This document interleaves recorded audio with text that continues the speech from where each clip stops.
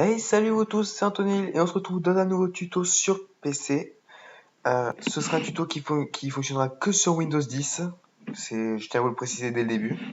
Donc déjà, c'est Windows 8, 8.1, 7, XP Vista, ça marchera pas. Et si vous avez un Mac, ça ne marchera pas non plus. Ou un Linux. Donc tout d'abord, ce tuto en fait, c'est pour en fait activer la virtualisation. Donc c'est une petite option qui est souvent proposée avec dans le processeur. Et je vais vous montrer comment voir si votre processeur est compatible avec la virtualisation et si oui, comment l'activer. Donc c'est une méthode assez simple, bien qu'elle ne soit pas très connue. Tout d'abord, donc il faudra aller dans les paramètres de l'ordinateur, dans les paramètres du système, et c'est dans ces paramètres-là que vous allez trouver, donc dans info système, oui, et c'est là-dedans que vous allez trouver votre modèle de processeur. Ici, dans le PC que j'utilise, c'est un Intel Celeron N2840. Donc, oui, petite information aussi, ça marchera qu'avec Intel, mais pas tous. Il y a des processeurs Intel qui ne seront pas compatibles avec la virtualisation, d'autres qui le sont. En gros, si vous avez un AMD, je ne sais pas si ça marche. Donc vous voyez là, j'ai un Celeron N2840. Donc ce que je fais maintenant, c'est que le numéro du processeur, donc voilà, N2840, je vais le reporter là en recherche. Et, et en fait, vous allez retomber sur la fiche technique du processeur. Donc si vous avez un i7 7000 machin truc HQ, vous avez qu'à taper le i7 machin truc bidule et vous allez retomber dans les résultats, vous allez retomber là sur le même début de phrase caractéristique du produit Intel machin. Et donc c'est ici qu'on va. Alors, on laisse charger. D'autant plus que là, l'ordi galère un peu. Donc, vous voyez, bon déjà, je vais vous montrer, dans ce processeur là, j'ai 216 GHz, mais je monte à 258 en rafale. Et du coup, en fait, ce qu'il faudra faire maintenant, c'est descendre jusqu'aux technologies avancées. D'ailleurs, on y est. Alors, ça lag un peu. J'aurais dit qu'il lag un peu à cause de l'OBS.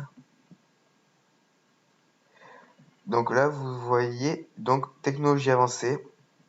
Et là, vous avez technologie de virtualisation Intel, donc VTX. Et il y a marqué oui. Donc ça veut dire que mon processeur est compatible avec la virtualisation. Je rappelle encore une fois que tous les processeurs ne sont pas compatibles.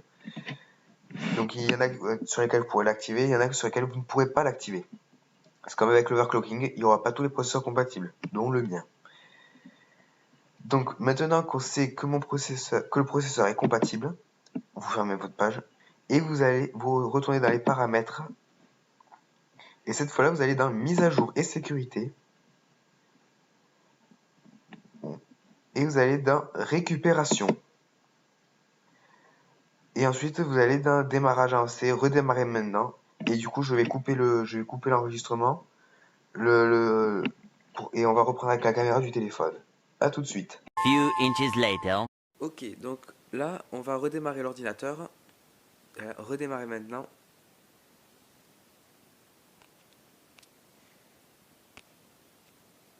Donc là, il s'éteint et tout.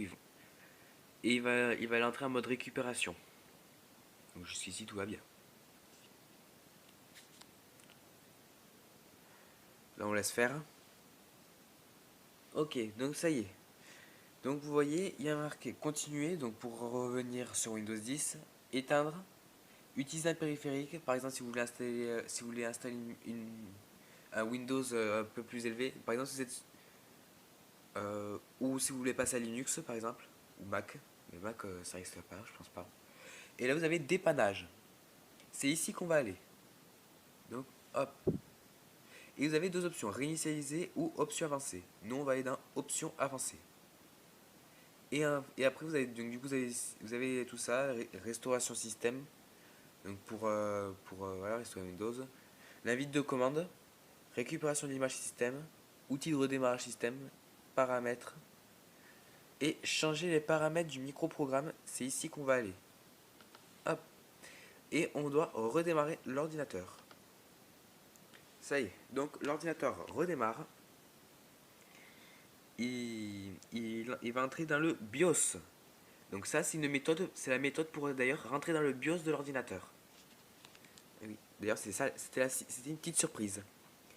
Donc vous voyez maintenant là, donc le BIOS là, donc nom du produit, donc mon modèle là, B5030 et tout.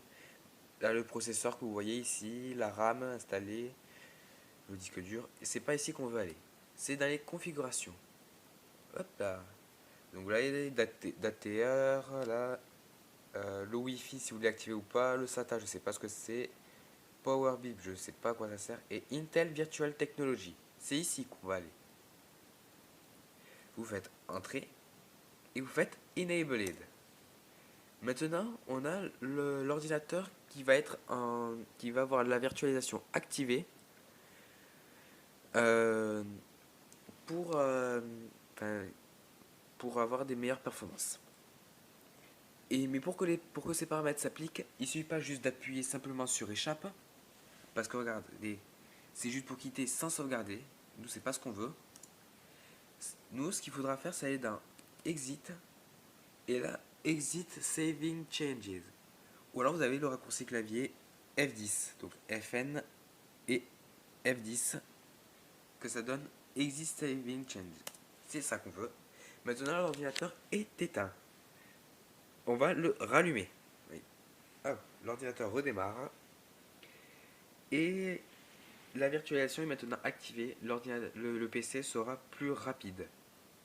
Pas aussi rapide qu'un PC gamer, mais ça vous permettra par exemple d'augmenter vos FPS dans des jeux du genre Fortnite. Voilà. Et ça, c'est quand même pratique. Parce que moi, avant, je savais pas que je pouvais activer la virtualisation. Et du coup, Fortnite, j'y jouais qu'en 10 FPS. Et quand je l'ai activé, je pouvais jouer en 20 FPS. Et maintenant, je peux plus y jouer à cause d'une mise à jour qui a fait que ça crache. Donc, ça y est, l'ordinateur redémarre. Et on va se retrouver tout de suite pour la fin, pour montrer que c'est bien activé. A tout de suite. So much later that the old narrator got tired of waiting and they had to hire a new. Ok, maintenant l'ordinateur est à la virtualisation activée. Donc ce qu'on va faire, c'est que pour le prouver vraiment, on va ouvrir le gestionnaire des tâches. Donc il vous faudra faire CTRL ALT SUPRE et cliquer sur gestionnaire des tâches.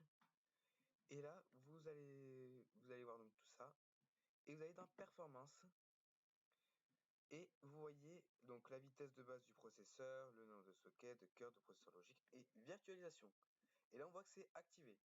Alors qu'avant, si vous l'aviez ouvert avant d'avoir activé, ça aurait été marqué désactivé. Donc ça, du coup, c'est tout pour ça. Voilà. Du coup, je vous remercie d'avoir regardé ce tuto. N'hésitez pas à le liker si ça vous aura servi et à le partager aussi pour que je... Ah, oui, bon, à le partager à vos amis et tout, à vos proches. Et à vous abonner à ma chaîne, gratuit, pas cher. Vous serez quand même au courant de mes prochaines vidéos et live.